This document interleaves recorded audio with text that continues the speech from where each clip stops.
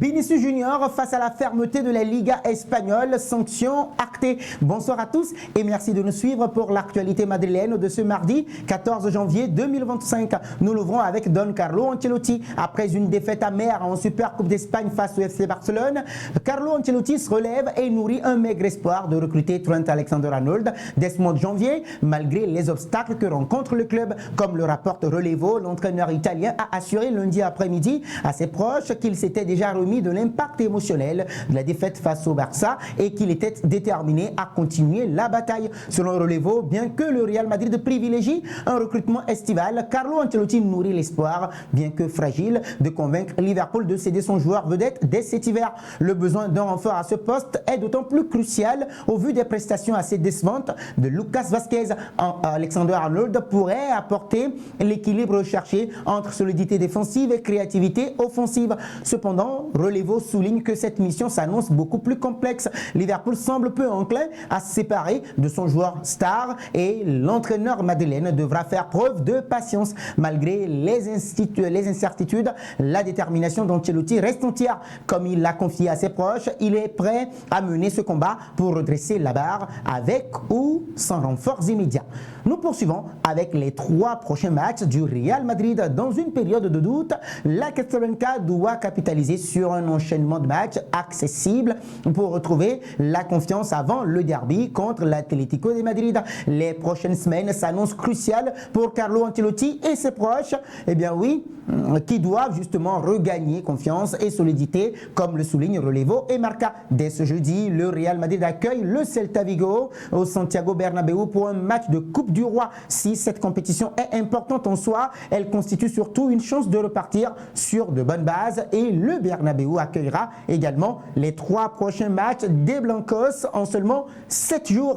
Après cette rencontre, les Merengues devront disputer la Liga espagnole face à Las Palmas, Real Valladolid et l'Espagnol Barcelone. 3 équipes en lutte pour le maintien en Liga espagnole. Dans ce contexte assez particulier, il est impératif pour le Real Madrid de décrocher 9 points sur 9. Relevo insiste, tout ce qui n'est pas une victoire contre Las Palmas, Valladolid et Espagnol serait une rechute dans l'irrégularité. Après une série de résultats décevants en Liga, avec 4 nuls et 2 défaites, l'équipe d'Ancelotti ne peut se permettre de nouveaux faux pas. Une victoire face à ses adversaires dans ces matchs essentiels pour recoller au haut du tableau est essentiel et retrouver justement une dynamique positive. Le véritable défi réside également en la Ligue des Champions où la qualification pour les 8e de finale devient incertaine. Marca rappelle que les 6 points contre Salzbourg et Brest sont essentiels pour éviter de devoir passer par les playoffs, un tour supplémentaire qui alourdirait encore un calendrier déjà bien chargé.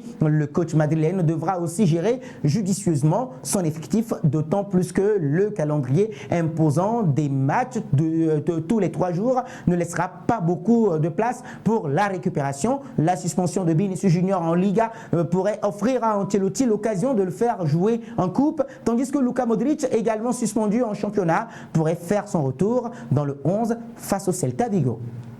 Nous parlons justement du prochain match de la Casablanca. L'arbitre de la province de Jaén, José Luis Munuera Montero, arbitrera la rencontre de ce jeudi contre le Celta Vigo en Copa del Rey. La Fédération espagnole de football a désigné ce lundi l'arbitre de la rencontre des 8e de finale de la Copa del Rey, prévue ce jeudi 16 janvier à partir de 20h30 au Santiago Bernabéu entre le Real Madrid et le Celta Vigo. Ce dernier n'est autre que José Luis Munuera Montero. José Luis Munuera Montero au sifflet, Alejandro Hernandez à la VAR, originaire des îles Canaries et impliqué dans la controverse du match entre le Real Madrid et l'Atlético de Madrid en 2021. Il avait refusé de vérifier la VAR après une main controversée de Felipe. La suite de cette édition avec Luka Modric. À 39 ans, le génie croate continue d'écrire l'histoire du Real Madrid avec la même classe et la même efficacité. Devenu le joueur le plus âgé à marquer sous le maillot maillot blanc en janvier 2025. Le Croate est un modèle de longévité et d'excellence. Dans un rôle de joker de luxe, il s'impose toujours comme un pilier indispensable de Carlo Ancelotti, prêt à illuminer les grandes échéances de cette saison. Sa décision de prolonger reflète sa fidélité au club où il a désormais remporté 27 trophées, un record dans l'histoire madrilène. Carlo Ancelotti n'a jamais caché son admiration pour Luka Modric. Si Florentino Pérez envisage une utilisation plus parcimonieuse du Croate, l'entraîneur italien reste convaincu de son importance sur le terrain et dans le vestiaire. Modric est bien plus qu'un joker, c'est un mentor pour les jeunes joueurs comme Jude Bellingham et Eduardo Camavinga, un modèle de discipline et un leader naturel. Même avec moins de minutes, son impact est incontestable. Entrer en jeu à Mestalla, à Valence, dans un moment crucial et offrir justement un but salvateur est typiquement la grandeur de Modric. Je suis là pour aider l'équipe, confie-t-il humblement après la rencontre, avec des échéances cruciales à venir, Copa del Rey, Mondial des clubs, sans oublier la Ligue des Champions. Luka Modric pourrait être l'un des artisans des succès madrilènes. Son rôle de joker de luxe, loin de diminuer son aura, semble parfaitement adapté à ses qualités actuelles. Nous terminons avec Vinicius Junior contre Valence pour le premier match de l'année 2025. Vinicius Junior avait une nouvelle fois fait parler de lui pour son comportement sur le terrain. Le numéro 7 madrilène avait été exclu pour un mauvais geste sur le gardien valencien. Eh bien oui, l'arbitre avait alors brandi un carton rouge. Une suspension de 2 matchs avait ensuite été décidée.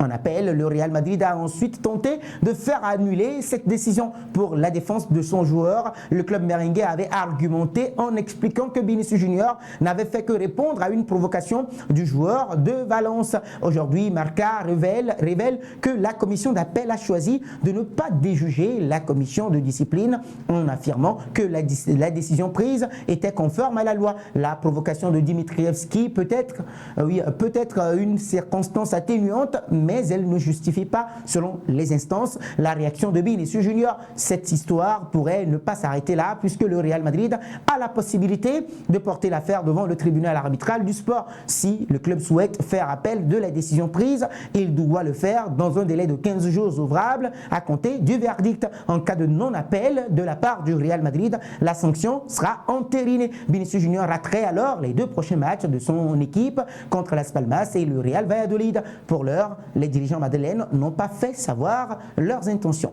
Ce sera tout pour cette édition. Merci de l'avoir suivi. Et si c'est votre première fois de nous découvrir, n'hésitez surtout pas de vous abonner, d'activer la cloche de notification pour ne rien rater de nos prochaines actualités autour de la Casablanca.